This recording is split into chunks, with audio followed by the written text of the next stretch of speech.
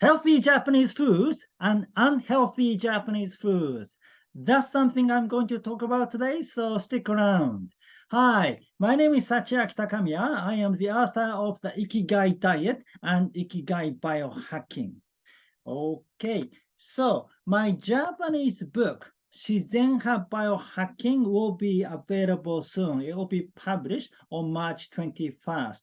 Basically, this is the Japanese version of Ikigai Biohacking. But I wrote the book from scratch in Japanese for the Japanese audience. Yeah, so it's not exactly the same because the Japanese audience and the Western audience are quite different, right? Okay, but almost the same. Yeah, so if you have any Japanese friends, please introduce this book to them. Thank you very much. Or if you read Japanese, please, try reading this book too. Right. This one is a kind of a sample book from Amazon. Got this kind of black line because it's a kind of a book for the proofreading. But the book is ready now, and it will be published on March 21st. Right.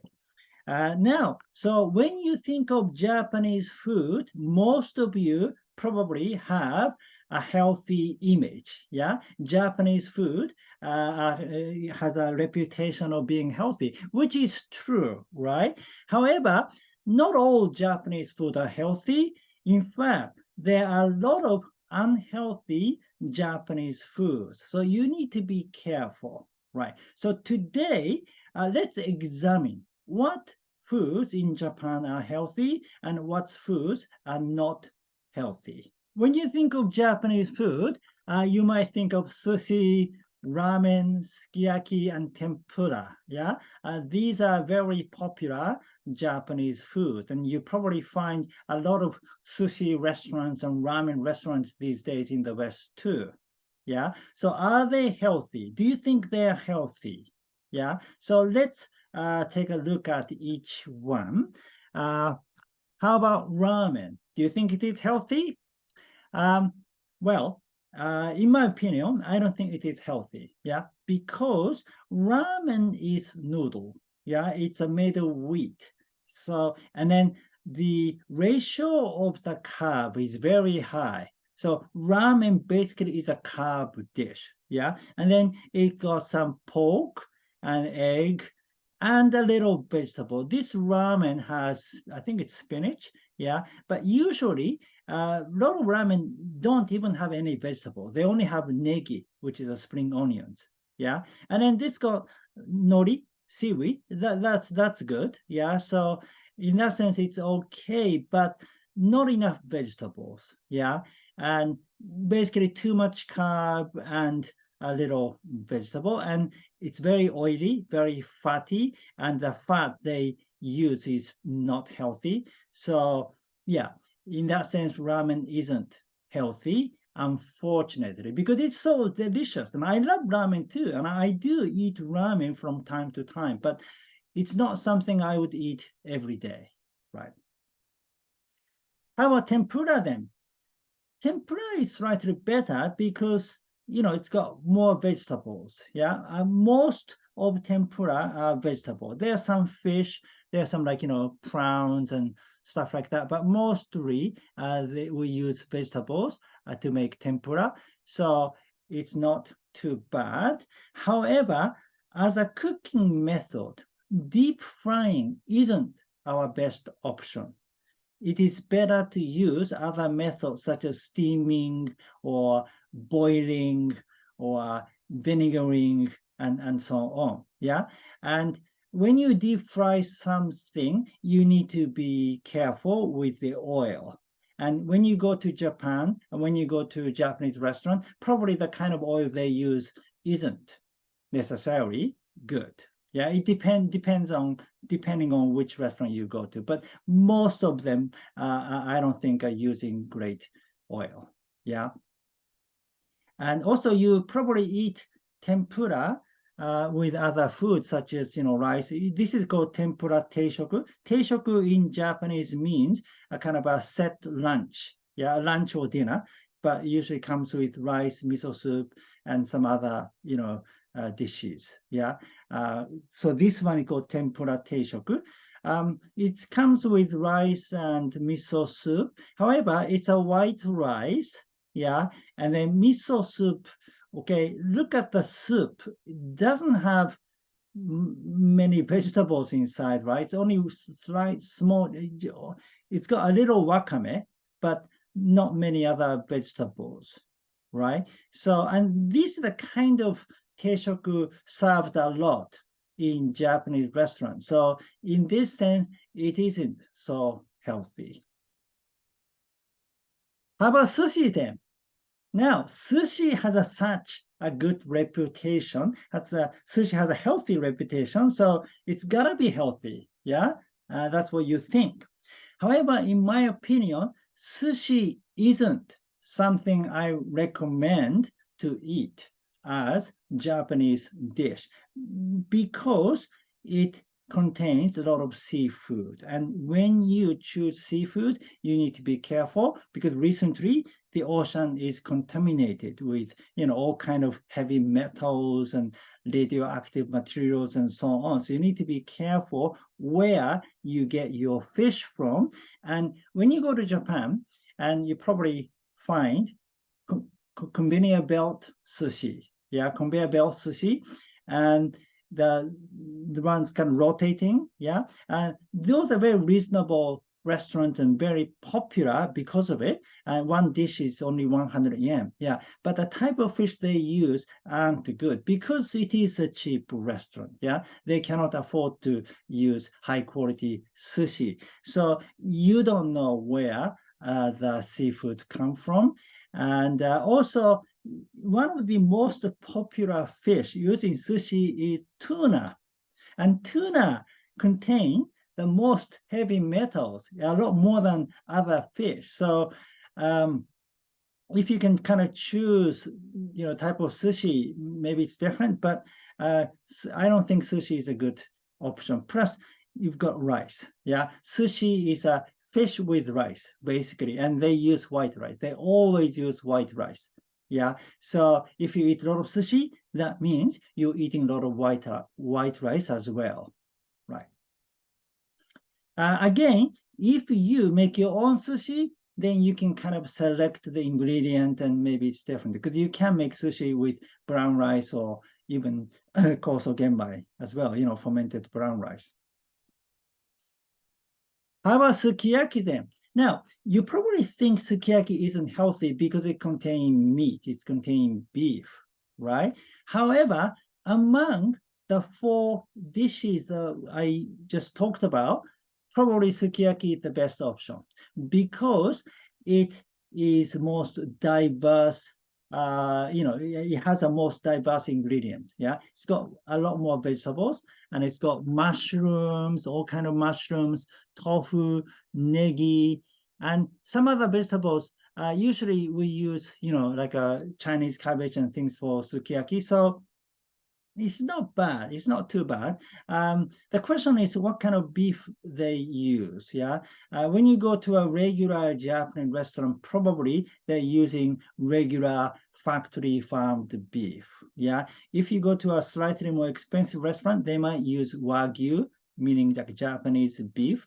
But it's still a kind of factory farmed. I mean, maybe they are using a slightly better feed and so on, but it's not, most of them are not grass fed. Yeah, if you're making your own sukiyaki, then you can choose to use grass fed beef and so on. So, but when you go to a sukiyaki restaurant or Japanese restaurant, and you may not get a good quality beef there. And again, you often eat sukiyaki with other thing, like this is sukiyaki teishoku, and then you have a white rice here again, yeah? So it's not bad, and it's probably the best among the 4 dishes, but I still wouldn't recommend it highly as a Japanese dish because we have a lot more better Japanese dishes. Right. Now, so when you go to Japan or Japanese restaurant, find washoku. I mean, some like tempura is washoku too.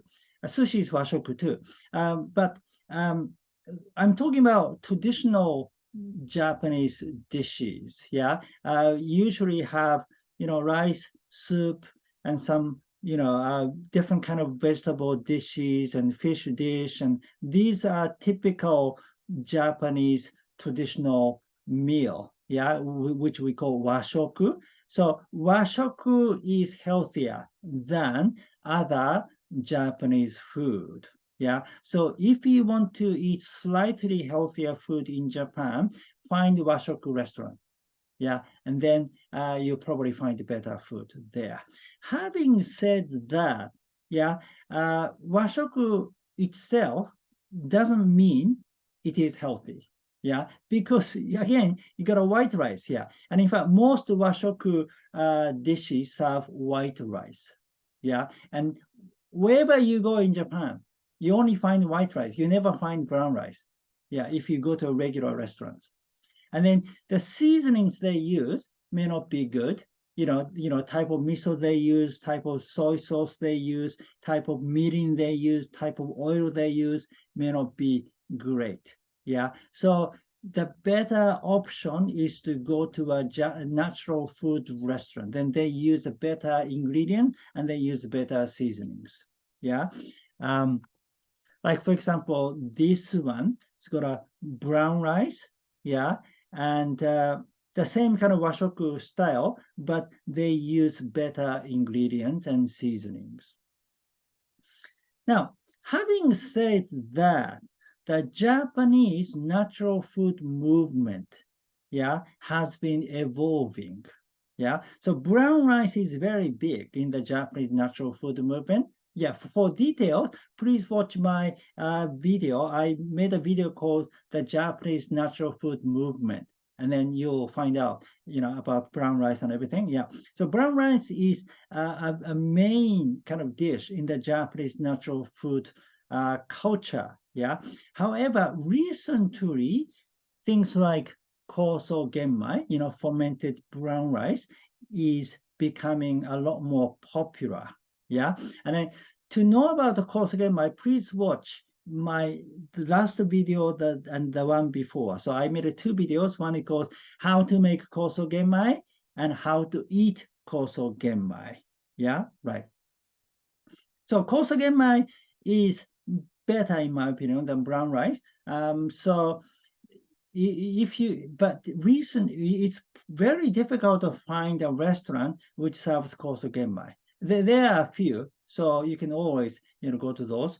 And in North America or in Europe, I don't know if you can find a place where you can get Koso Genmai. So that is why you need to make your own Koso Genmai. And I shared with you how to make Koso Genmai. So please watch the video. Yeah. And also natto. Yeah, if I were to pick one healthy Japanese dish, it is definitely natto. Yeah, natto is the king of Japanese food.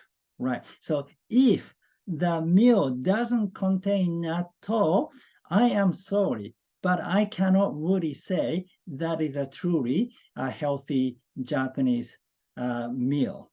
Yeah. Okay, so yeah, to know more about natto, I made another video called 5 Health Benefits that make natto the king of superfood. Yeah, right. And also miso soup. Yeah. Well, we do eat miso soup a lot in Japan, and a lot of Japanese meals contain miso soup. But I showed you a picture of one miso soup. It doesn't have any vegetables, right? So you need to choose the ingredient. You need to use the right kind of vegetables to put into miso soup to make it more powerful. To make it more like a typical miso soup, right? And again, for the miso soup, I made a video called 5 Health Benefits of Miso Soup. Yeah, so please watch it.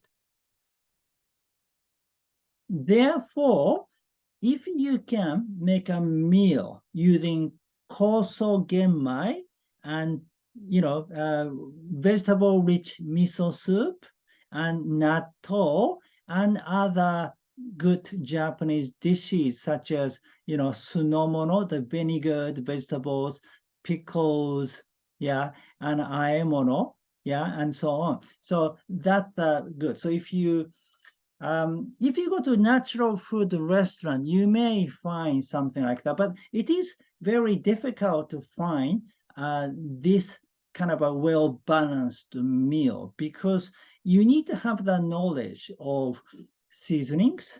You need to have the knowledge of the organic ingredients and not and so on. And also you need to have the knowledge of things like koso genmai and other kind of nutritional, other things about nutrition in general, and of course, mago wa yasashi, which I will talk about in a minute.